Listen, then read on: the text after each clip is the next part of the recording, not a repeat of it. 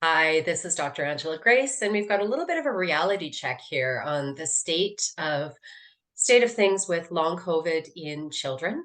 And I have my friend and colleague Gosha Gasparovich with me. Gosha is just a fantastic human being. She is a developmental biologist and a researcher at the University of Calgary. She's a co-founder of Zero COVID Canada Group and a member of End Coronavirus Org. And so I'm just going to say this is a nonpartisan, apolitical issue. It is a fact that we have to be aware of. Um, COVID is still around. We are in a very serious situation that is not being talked about. And that's what I do is I lean into the hard conversations, not that I have specific answers, but they need to be talked about and they need to be heard. And this is one of the hard conversations that we are not having in the public and we need to start having. So I'm going to hand it over to Goja, and she has lots to say. Hello, everyone. Angela, thank you very much for a nice introduction. And it's my pleasure to present today. I would like to talk about, I just share my screen, about COVID and children and what the reality is. So we've been, during last 3 years, a prominent false narrative was that COVID is benign for children. And for example, we heard often that COVID is less harmful for children than the flu is. And the reality is totally the opposite. So it shows that, like, we know that in Canada in last year, so 2022, we had more children's deaths from COVID than from average deaths from influenza are during normal pre-pandemic influenza seasons. The deaths were also higher in 2021. And in the US, the data from the US show that COVID is one of the 10 top causes of pediatric deaths, and from all causes, and it's now the number one cause of infectious disease driven death. So among infectious diseases, COVID right now is the most dangerous for children because children can be infected with it so often, and also because it's harmful per infection. So one thing is the deaths, but deaths are not the most common outcome of COVID for children. The main outcome are hospitalizations and disabilities. And we see that last year in 2022, almost 7,000 kids were hospitalized in Canada for COVID. And we can compare it with bad flu season of influenza that had less than 1,400 hospitalizations. We had high hospitalizations for COVID also in 2021, but in 2022, it increased dramatically. And so the question is, why is it so? And that's because 2022 was very special. It was the year of mass infection with SARS-CoV-2 virus in Canada. So we see this graph shows seroprevalence. Seroprevalence means how many people had antibodies against COVID due to infection. And this graph shows, so the blue ones are younger ages and red ones are older ages. And we see that in 2021, we still had relatively not many people infected with COVID, around 10% on average. But by the end of 2022, almost everybody got infected. So here in the younger age groups, it was 88%. Older ages protected themselves better, so they had less infection, but it's still very high. But especially it's important in younger people. And this is what we can, so by this 2022 was special. It was mass infection year, but we can expect it going forward. So going forward, most models that I've seen show that we will be infected and reinfected continuously for the foreseeable future. And why is it so? It's one, because immunity from infection and from vaccination wanes, and two, because we have such a massive spread of COVID and replication of COVID, both in humans and in animals, that it's just because of it, it mutates very fast, and it generates a soup of immune evasive variants.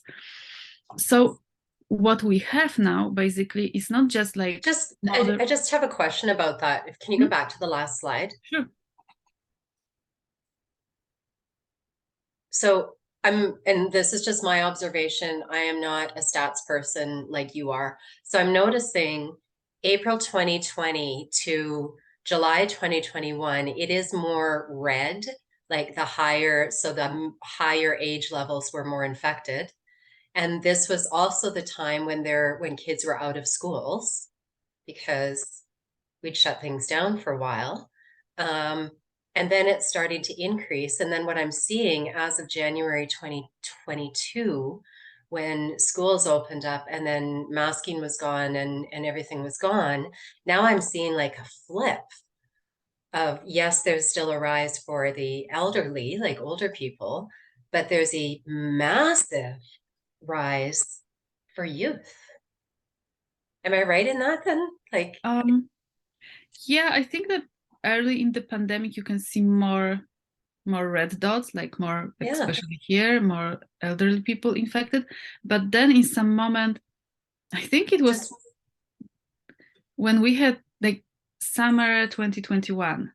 Suddenly we had in Alberta, we had this open for summer, but also then, for example, New Brunswick dropped zero COVID strategy or elimination strategy and totally open, like decided that spread is okay.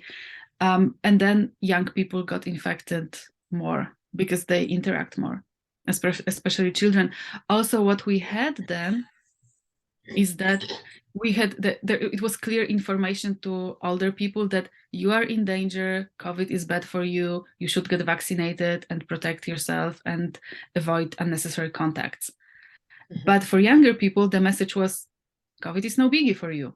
If you get infected, nothing bad will happen to you, basically. So the level of risks people would take were different, and the level of vaccination was different too. Like our kids are massively under-vaccinated. Like in the age range of 5 to 11 in Alberta, 60% of kids don't have 2 doses of vaccine, and 95% are not boosted. Okay. So yeah. So I'm just stunned by this graph and the spread, like just the significant increase of spread since January 2022. Yeah, it is. So one thing is that Omicron is more transmissible, and mostly because if it's immune, or big part of it is that because it's immune evasive.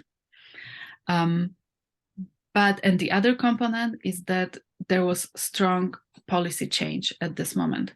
Like many Western countries decided, and including Canada and all provinces in Canada, that we are gonna live with the virus and the spread is okay. And then the many protections had been dropped at this time.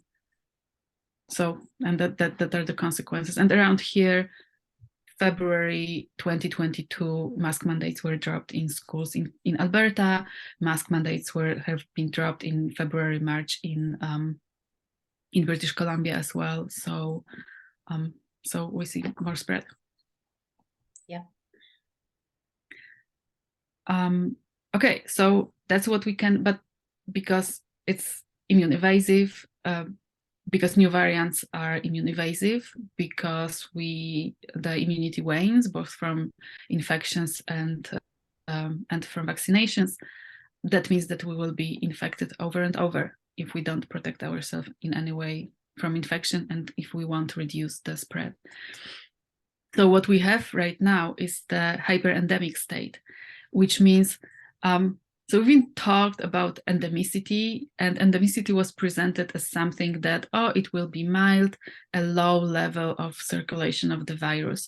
But it's not what it is. We have hyperendemic states, so we have constant high levels of virus in the environment, of the COVID in the environment, and around between 0.5% and 5% of population is acutely actively infected at any given time, which means when 1 in 200 to 1 in 20 people is infected right now and carries the virus and can infect other people.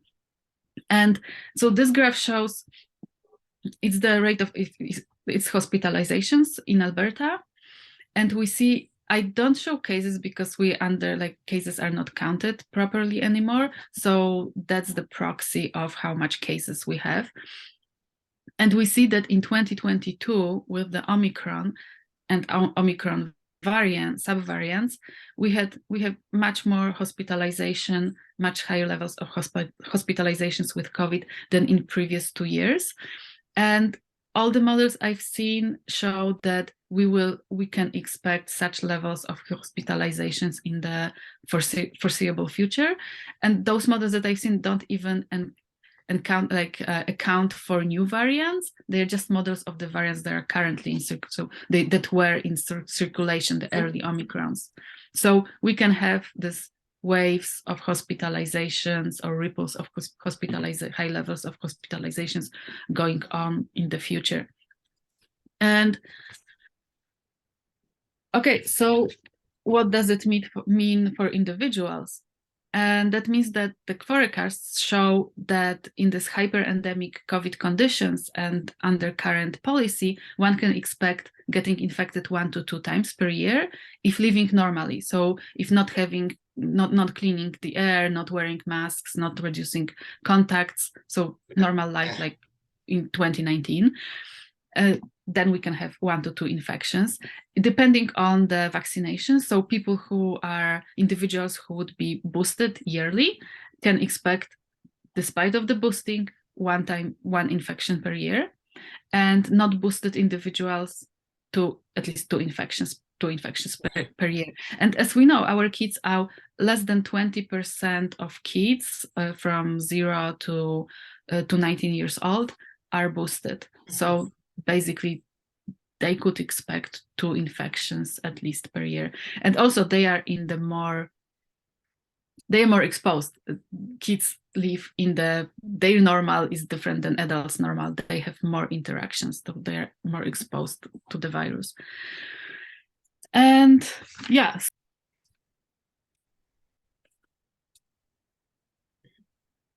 So what does it mean? We know that risks accumulate with additional infections. US Veteran Affairs Population Study shows that people infected 3 times with COVID had much higher risks of post-COVID conditions than people infected 2 times or one time. So they have higher hospitalization, higher risk of kidney, cardiovascular, blood, pulmonary diseases, higher fatigue. We don't have such great data for children, but what we know is that playing Russian roulette, so being infected over and over again, increases the risk for everyone. So the more you play, the higher your cumulative risk is. And we fundamentally do not know the extent of the long-term damage that continual reinfections with new COVID variants will cause to children. But the data we have so far are definitely not reassuring. And so what we know we know that COVID harms directly kids' bodies, but COVID harms also kids' life and indirectly. So by killing and disabling their caregivers.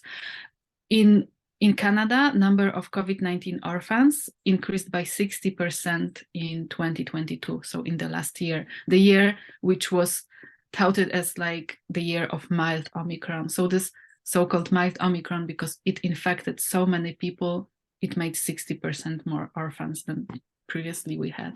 And this number is still growing. So number of orphans is due to COVID is still growing. In Alberta, currently the estimate shows that around 350 kids have lost one or both parents because of COVID.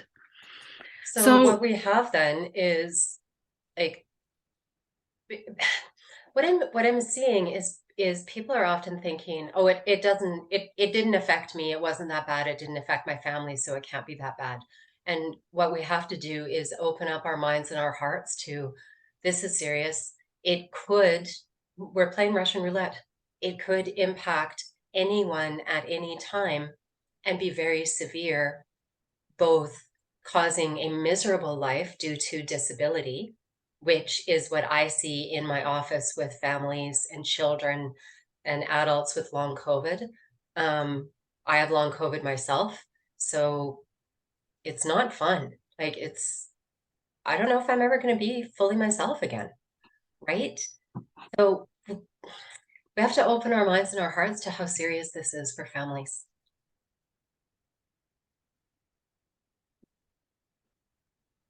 Yes, so what can be done to prevent what is happening? And one thing is masking, and especially mandated mask requirements. The more people mask, the better population effects for everybody are.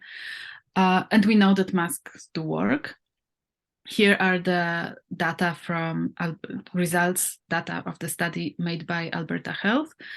And they show that the level of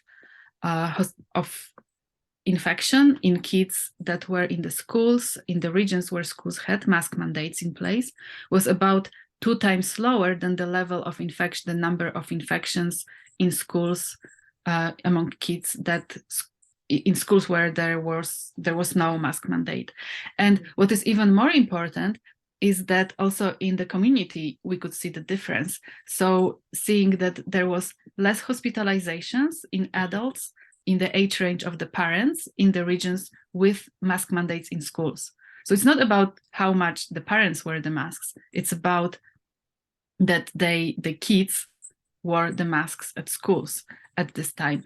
And it's compared so the level hospitalizations of those adults in the regions with mask mandates in schools was around 3 times lower than in the regions without mask mandates in schools. So it's just an example from our own backyard, and it illustrates what we know from epidemiology, that schools are actually hubs of transmission of different infectious diseases, including COVID, that COVID and other infectious diseases do spread in schools, and from schools they spread to the community. So preventing transmission of diseases in schools protects everyone, not only the kids that are in schools, but also people in the community. So the grandparents of those kids, parents of those kids, and also small babies that their parents just have. And we know that COVID is very harmful for the group under one, for the babies. The level of hospitalization and ICU admissions is as high as the level of hospitalizations and ICU admissions for people above 50 years old. So they babies are at very high risk and they cannot be vaccinated.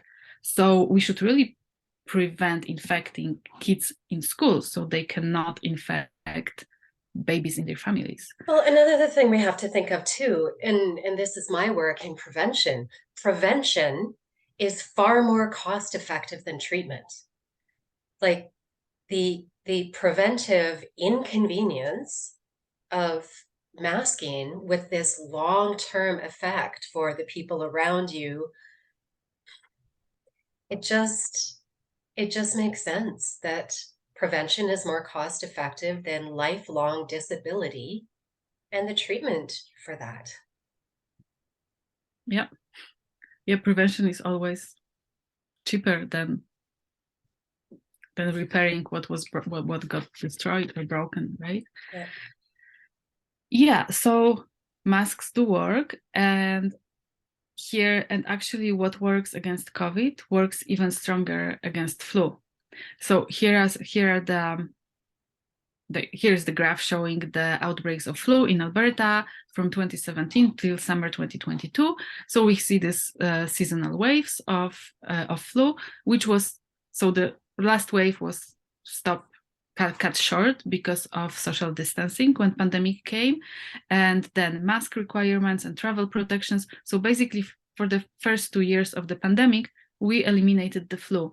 And as soon as we dropped mask mandates in February 2022, on February 13, we dropped mask mandates. And as soon as we did it, the flu came back. And so we also, really are talking about airborne respiratory viruses. Yeah. So yeah, they can be protected by, like, prevented. Although by COVID isn't respiratory, it's vascular. It's vascular, but it's transmitted via airborne inhalation and exhalation. And the wealthy elites know that COVID is dangerous, that it's good to avoid COVID infection, and they know how to protect people there. So recent World Economic Forum in Davos used layered protections to create clean indoor air. So they have very many layered protections. They had mandatory testing on entry. So if you've been positive or didn't test, you couldn't enter the forum. Mm-hmm. And also they had respirators, so FFP2 N95 masks. They were for drivers, they were mandatory. For participants, they were optional, but they were available for free.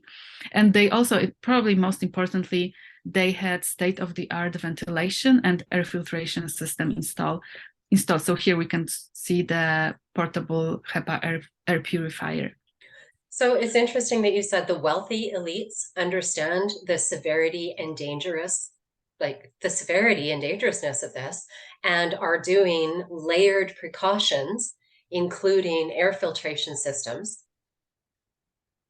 Yet the rest of us aren't privy to that information. Like, it doesn't make sense to me.